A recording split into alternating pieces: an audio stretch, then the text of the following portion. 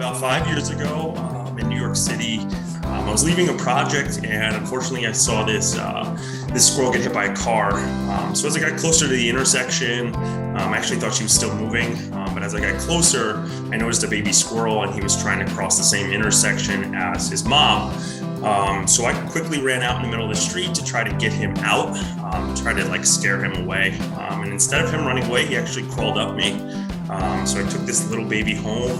He only had one eye open, he had a really bad back limp.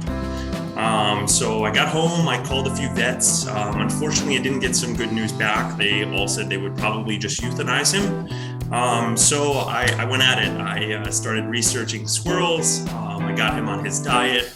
And about 8 months into our rehab, I actually released Peanut in my backyard. I was hoping he'd be able to live like a wildlife, but also be close enough to home, just in case he needed some extra food or some shelter. But unfortunately, he only spent a day and a half outside before he was attacked.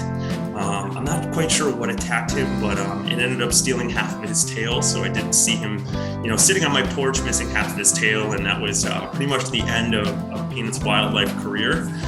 So now he's just a strictly indoor squirrel, and we have the best time together. Peanut was the first thing he would actually eat. Again, I didn't know very much about squirrels, so we were trying to give him nuts and stuff before formula and all that stuff, and the first thing he actually ate was a peanut, so it kind of just stuck after that. And here we are today with Peanut the squirrel. So the funny thing about him is he's actually more of a cat. He's very independent. I was able to train him to use a litter box. He doesn't chew the house. So there was a lot of things that I was able to train him throughout the years. He is still a wild animal, even though he never developed those wildlife instincts and skills. But there are some instincts that he does hold. He loves to hide his nuts around the house and stuff. I go to put my shoes on, and there's a nut in there. If I go in my pockets of my jacket, they're always in there. But he always hides them in his nest as well. So when I clean it up, I always find like 10 to 20 stored nuts.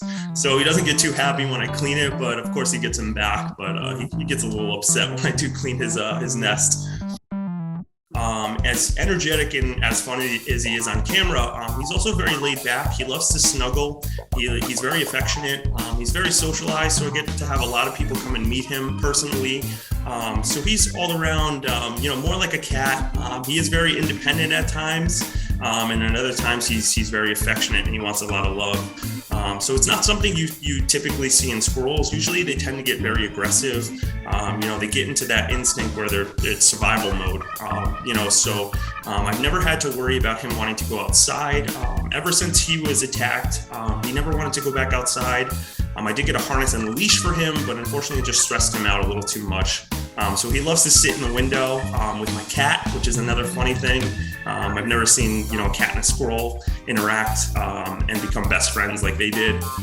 So it's really funny to see a cat and a squirrel sitting in a window together. So it makes for some fun videos, and it brings some joy to everybody. He's very picky when it comes to food. So black walnuts are probably his favorite thing. Next in line is definitely avocado. But the avocado has to be perfectly ripe or he'll get upset and he'll throw it on the ground. He absolutely loves to be in the refrigerator. He knows that's where I hide all of his good snacks. So if I'm ever in the kitchen and I step away from the refrigerator for 2 seconds, he'll be in it.